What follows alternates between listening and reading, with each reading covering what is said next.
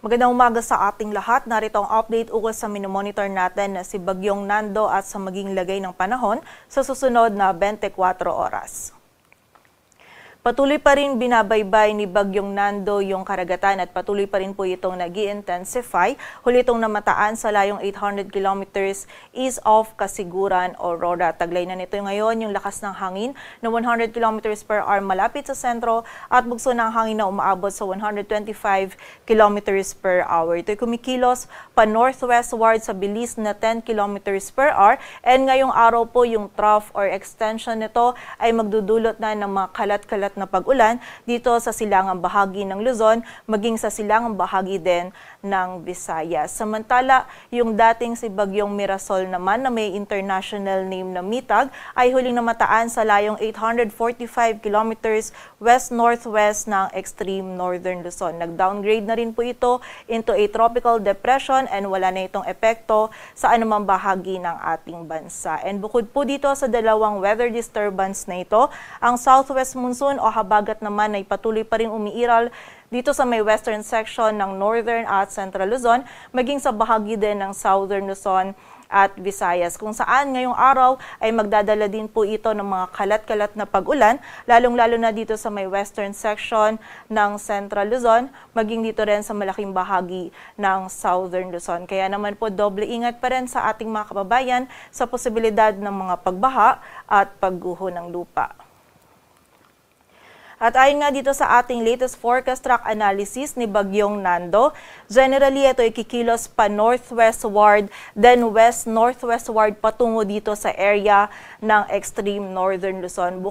Simula po bukas na araw ng linggo ay magiging mas malapit na nga po ito dito sa ating bansa and ina-expect natin by Monday afternoon or evening ay lalapit or maglalandfall ito dito sa Batanes, Babuyan Islands area. And habang binabaybay po nito yung karagatan ay patuloy din po itong mag-i-intensify pa and within 12 hours ay posible po itong mag-intensify pa into a typhoon category and by Monday naman bago po ito lumapit or maglandfall dito sa may Batanes, Babuyan Island area ay posible po itong mag-intensify pa into a super typhoon. And mapapansin din po natin, itong area natin under a shaded yellow circle na malaki po yung sakop ni Bagyong Nando. Kaya kailangan po natin i-consider kahit po dito siya sa area ng extreme northern Luzon and na-expect na lalapit or maglalandfall ay dahil nga po malaki yung sakop nito, yung buong area po ng northern Luzon maging yung ilang bahagi po ng central Luzon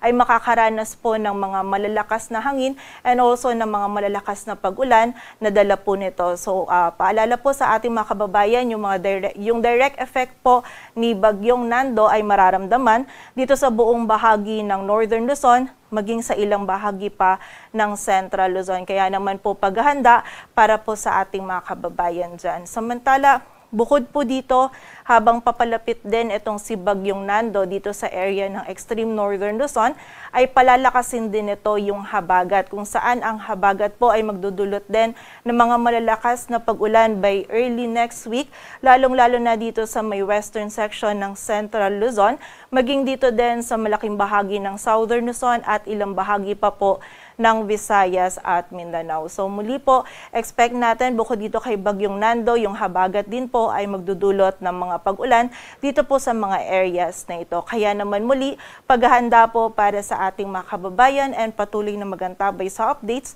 na ipapalabas ng Pag-asa.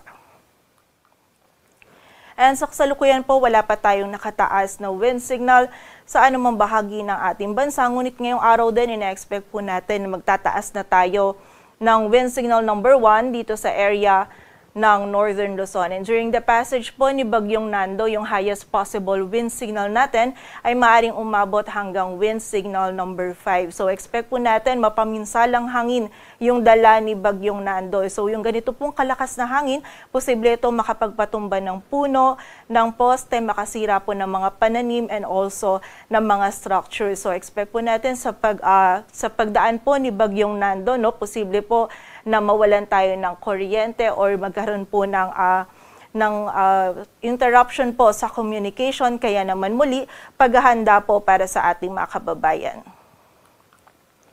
Samantala, bukod po dito sa mga dalang hangin ni Bagyong Nando, dahil po ina-expect natin na lalakas din yung habagat natin, for today, posible po yung bugso ng mga malalakas na hangin dulot ng habagat dito sa Bicol Region, maging sa area ng Eastern Visayas at sa Caraga. Samantala, by Sunday and Monday naman, kung saan ina-expect po natin na mas lalakas pa yung habagat, posible po yung bugso ng mga malalakas na hangin dito sa Metro Manila, maging sa malaking bahagi ng Central at Southern Luzon, maging sa ilang bahagi pa po ng Visayas at Mindanao.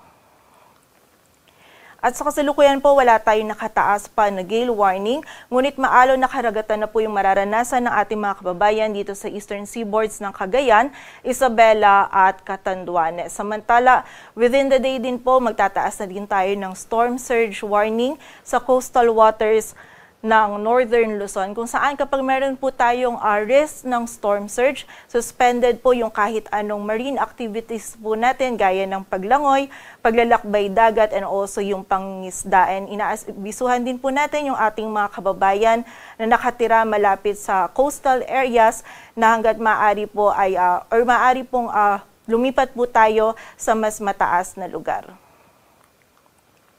And ngayong araw po, meron tayong mga scattered na mga pag-ulan na mararanasan lamang dulot po ng trough ni Bagyong Nando at ng habagat. But simula po bukas, doon na po natin mas mararamdaman yung epekto ni Bagyong Nando, kung saan malalakas na po na pag-ulan yung mararanasan natin sa area ng Cagayan. Posible po dyan yung 50 to 100 millimeters of rainfall. Samantala, sa bahagi din po ng Occidental Mindoro, posible din yung 50 to 100 millimeters of rainfall na dulot naman ng habagat.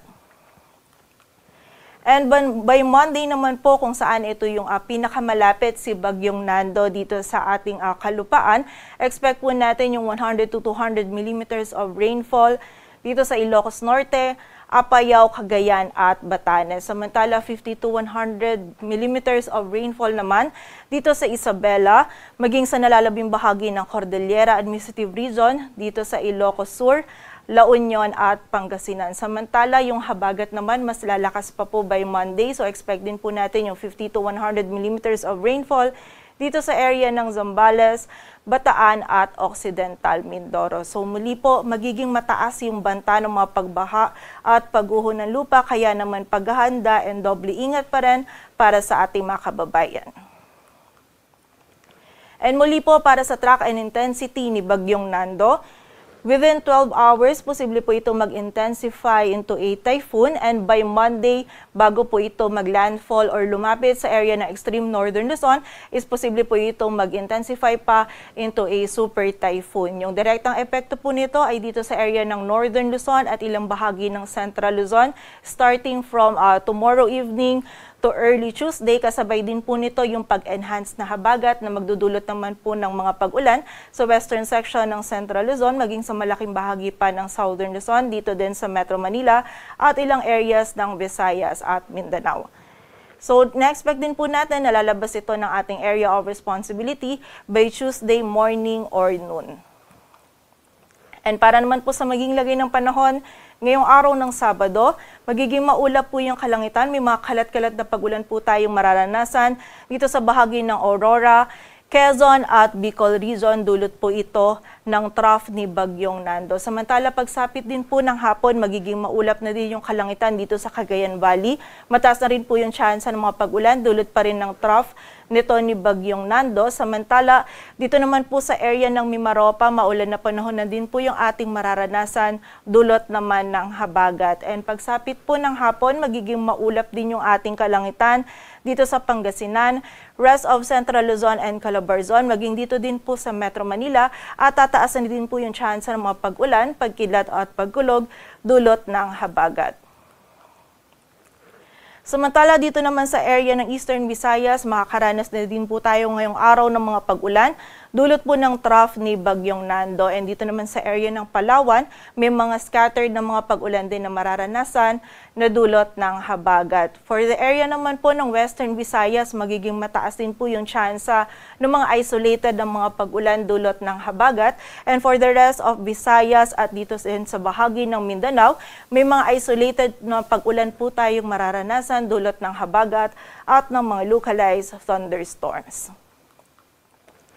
And ngayong araw po, bukod dun sa mga scattered na mga pag-ulan na mararanasan natin, dulot po ng trough ni Bagyong Nando and also ng habagat, ay hindi pa po natin ganun ramdam yung epekto ni Bagyong Nando. So maaari po natin gamitin itong panahon na to para po maging mas handa tayo sa nalalapit na si Bagyong Nando. So ito po yung ilan sa mga paalala para po maging handa tayo. Una po dito ay mag-monitor lamang sa updates na ipapalabas po ng Pag-asa and also makinig din po tayo sa balita. Samantala, pangalawa naman po, magkaroon po tayo ng community planning. Alamin po natin yung plano ng ating komunidad or ng mga LGU para po sa mga posibleng paglikas.